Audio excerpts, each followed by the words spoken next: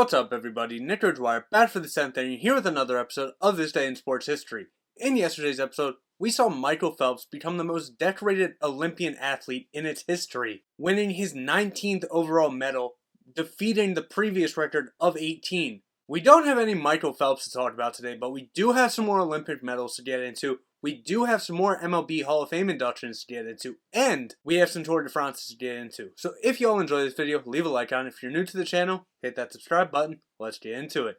This Day in Sports History.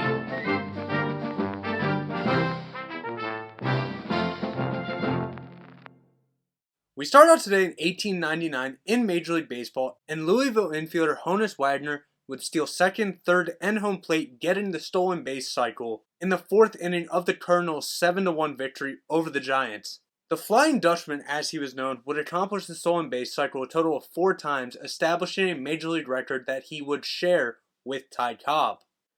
We now move up to the 1909 Tour de France, and Francois Faber would become the first foreigner to win the Tour de France in his only victory. We start getting into the Olympic Games now. In 1928, the Americans would sweep the medals in the pole vault in Amsterdam after a Sabian Carr gold medal, a William Drogmuller silver medal, and a Charles McGuinness bronze medal.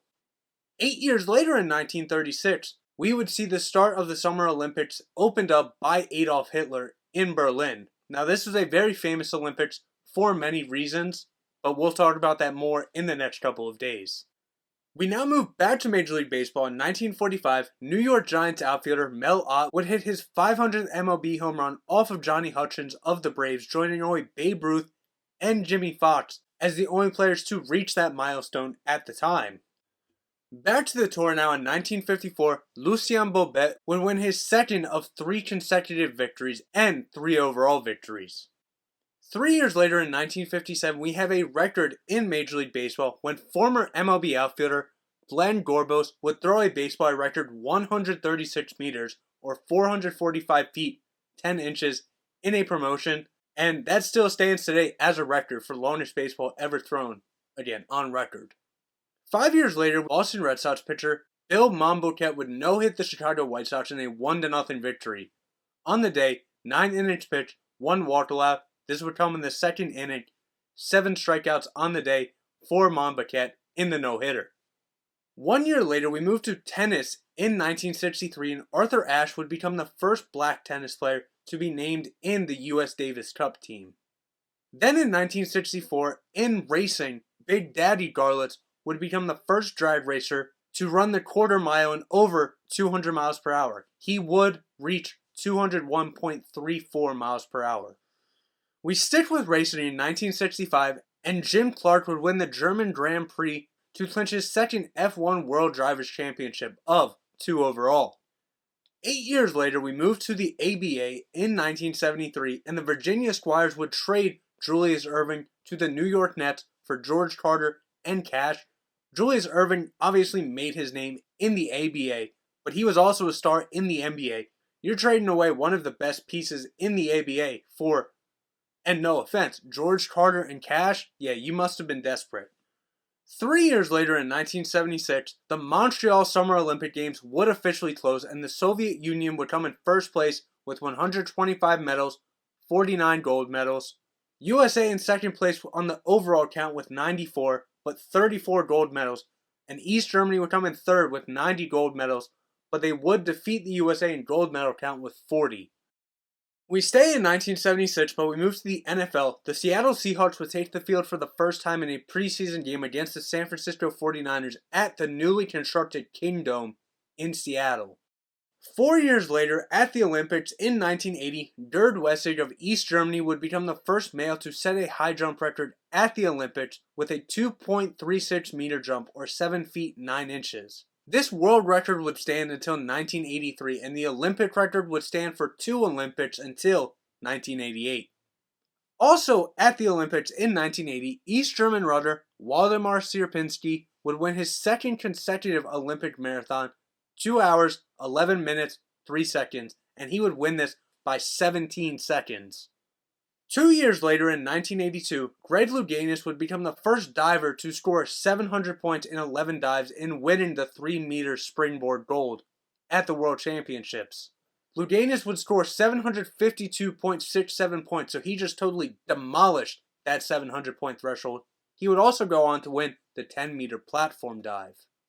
We stay in 1982, but we move to Major League Baseball. Hank Aaron, who had the career home run record and the RBI record, Frank Robinson, the first player to win MVP in both leagues and the first black manager in history, a shortstop for the Giants during the 1920s, and Happy Chandler, who was commissioner during the late 40s when Jackie Robinson would go into the league, would all be inducted into Cooperstown into the MLB Hall of Fame.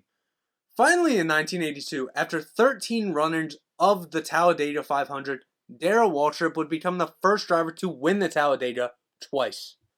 4 years later, we moved back to Major League Baseball in 1986, and Minnesota Twins pitcher Bert Blyleven would become only the 10th player in MLB history to reach the 3,000 strikeout milestone in a game in which he two-hit the Oakland Athletics in a 10-1 victory. Blyleven just completely dominated this game, 15 strikeouts in the victory. Then in 1987, in boxing, Mike Tyson would outpoint Tony Tucker in 12 rounds in the heavyweight boxing unification matchup, becoming the first to own all three major belts at one time, the WBA, WBC, and IBF title. He would win this by unanimous decision. Then we move up to 1992. At the Olympics, and Linford Christie, at 32 years old, would become the oldest man to win an Olympic 100-meter gold medal with a time of 9.96 seconds.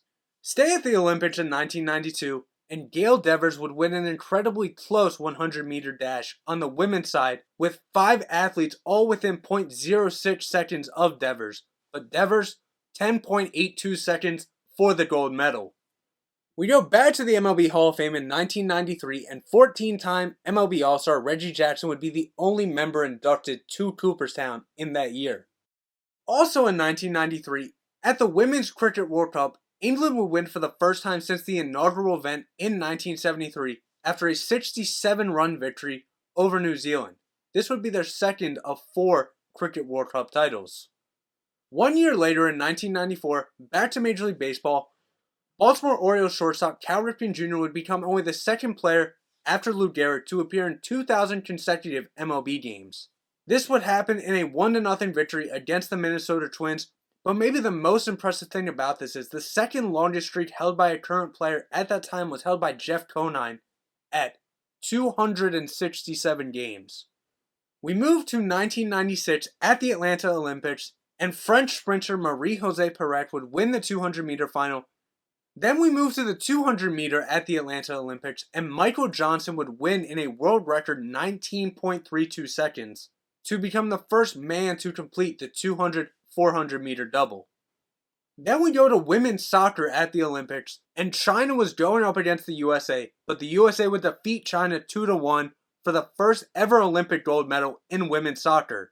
Tiffany Milberg got the game-winning goal for the USA, and this would be their first of 4 Olympic gold medals. Finally, at the Olympic Games in '96, Dan O'Brien would win the decathlon gold medal to become the first American since Bruce Jenner in 1976 to win the event. 1 year later in 1997, the 6th edition of the Athletics World Championship would open in Athens. We now move to golf in 1999 at the Canadian Open on the women's side, and Carrie Webb with a score of 11 under would win 2 strokes ahead of Laura Davies to claim her first of 7 majors. We now get into the 21st century, and we start in 2002 in the NFL, and the Baltimore Ravens would sign Ray Lewis to a 5-year contract extension, a $19 million signing bonus as well, at that time the largest in NFL history. We go back to golf now in 2004 at the US Senior Open. Peter Jacobsen with a score of 12 under would win 1 stroke ahead of 2-time champion Hale Irwin. Then at the British Open on the women's side in 2004, Karen Stuples with a score of 19 under would win her only major title, 5 strokes ahead of runner-up Rachel Tesk. 6 years later, we have 3 separate golf events to talk about. We will start at the Greenbrier Classic in 2010, when Stuart Appleby would finish with an 11 under 59 to win the Greenbrier Classic, becoming only the 5th player and first non-American to break 60 in one round. This would also be the second time of the year that would happen, but he would score a 22 under for the tournament and win it. Then at the US Senior Open, Bernard Langer with a score of 8 under would win 3 strokes ahead of runner-up Fred Couples. Finally at the British Open on the women's side, Yani Tseng with a score of 11 under would become the youngest ever winner of 3 major championships, 1 stroke ahead of runner-up Catherine Hall. This would be Tseng's third of 5 championships. We end today off in 2012 at the London Olympics, and we have 4 separate events to talk about. We'll start with badminton. 8 female badminton doubles players would be disqualified from the Summer Olympics for attempting to manipulate the draw by throwing matches. This would be 4 teams: China, 2 teams from South Korea, and Indonesia. Then at the 100-meter freestyle, Nathan Adrian would clock in at 47.52 seconds, becoming the first to swim in under 48 seconds, winning by 1/100th of a second over James Magnuson. Then in women's rowing, Great Britain would collect its first ever gold medal with Heather Stanning and Helen Glover in the coachless pairs at the Olympics. Finally, in the cycling time trial, Bradley Wiggins would get the gold medal, and this would give him the most aggregate medals of any British Olympian with 7 overall. 4 gold medals, 1 silver medal, 2 bronze medals. So there you have it. That's what happened on this day in sports history. If I left anything out, I do apologize, and I know I will be leaving things out. There are so many Olympic Games to talk about. I want to talk about all of them, but I also don't want to be talking for 30, 40 minutes. I just go with what I find is the most interesting. So again, if I do leave anything out, I apologize. If I mispronounce any names, I also apologize. But I'll see everybody for tomorrow. For Nick Wire and the 10th inning. See ya.